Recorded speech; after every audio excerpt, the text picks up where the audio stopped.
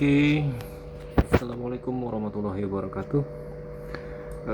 Hari ini kita sedang membuat emergency light.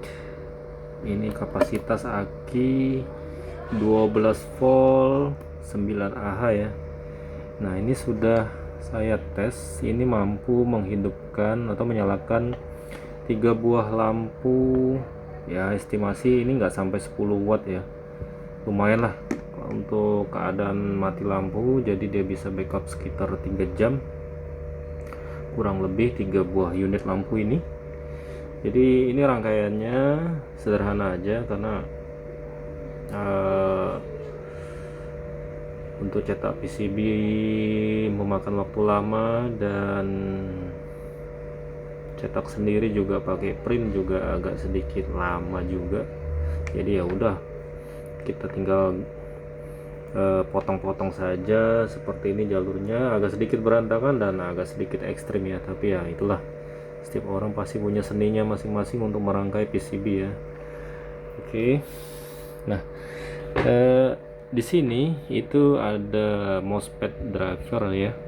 Ini untuk mendrive lampu ini outputan. Jadi bila input atau charger dari saya menggunakan power supply bekas laptop ya, 19 volt. Nah, ini ada sistem buck converter. Saya memanfaatkan multistage ya. Jadi bila aki kosong maka dia akan terisi mencapai ke set point ya. Untuk aki ini sekitar 14,5 volt. Jadi bila tegangan aki sudah mencapai di 14,5, dan sayangnya di sini saya tidak memiliki sensor arus ya, jadi tidak bisa mendeteksi penurunan arus charging.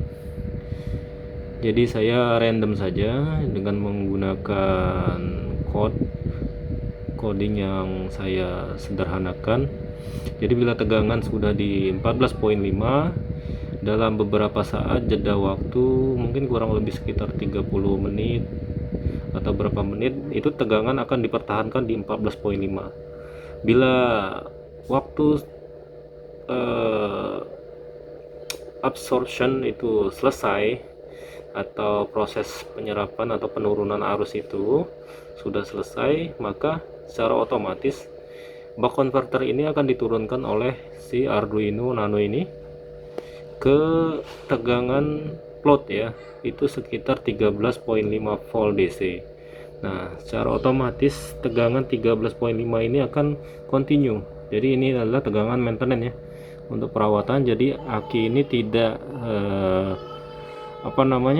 tidak overcharge ya, atau istilahnya tidak membuat sel di aki kering ini cepat kering gitu. Jadi mengurangi proses pemuaian.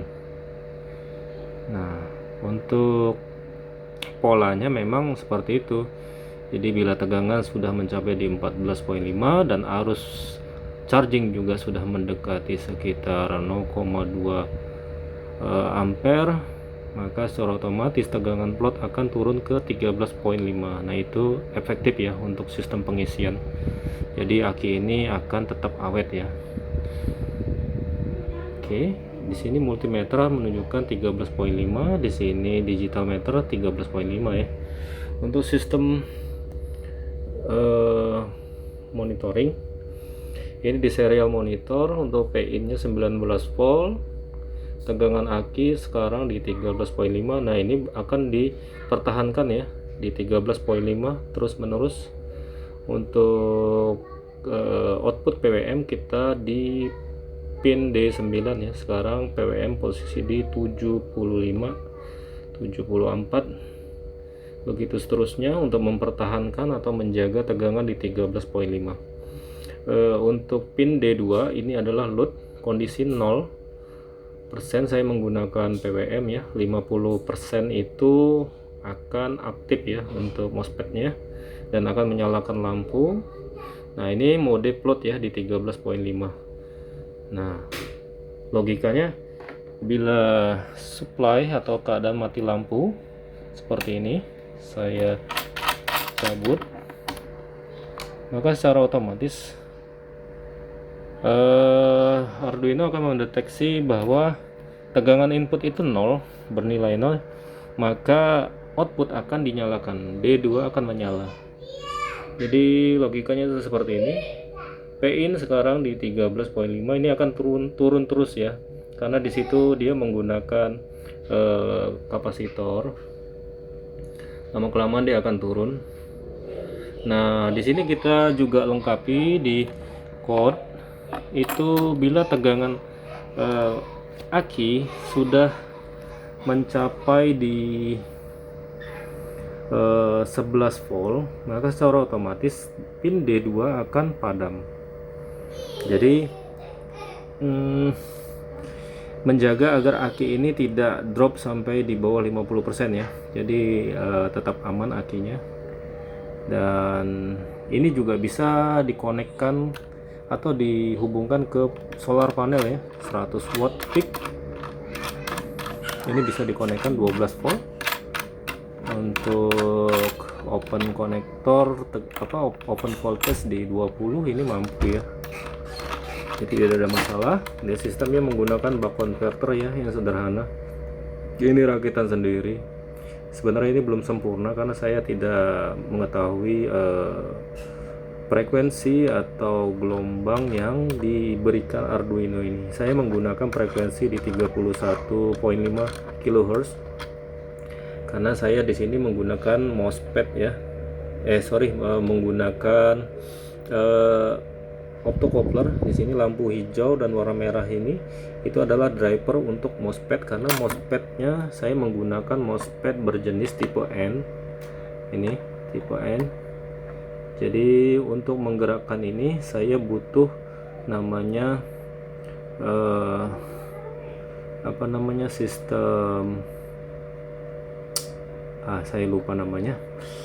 Jadi untuk mendrive MOSFET N-channel ini, tegangan gate harus lebih besar dari tegangan input. Jadi saya menggunakan kapasitor di sini bootstrap ya. Jadi sistem bootstrap. Jadi tegangannya dipompa, dinaikkan lebih dari tegangan input ya, untuk tegangan drain atau source. Jadi tegangannya dipompa harus lebih besar gate-nya untuk dia bisa membuka 100% si MOSFET N-channel ini. Oke, rangkaian sederhana seperti ini saja. Mungkin agak sedikit berantakan ya, tapi ini sudah berfungsi ya, walaupun pasti ada kekurangan ya. Namanya juga berkreasi. Oke, rangkaiannya seperti ini saja. Ini akan saya pasang di rumah, iseng-iseng saja ini. Oke ya, terima kasih. Assalamualaikum warahmatullahi wabarakatuh.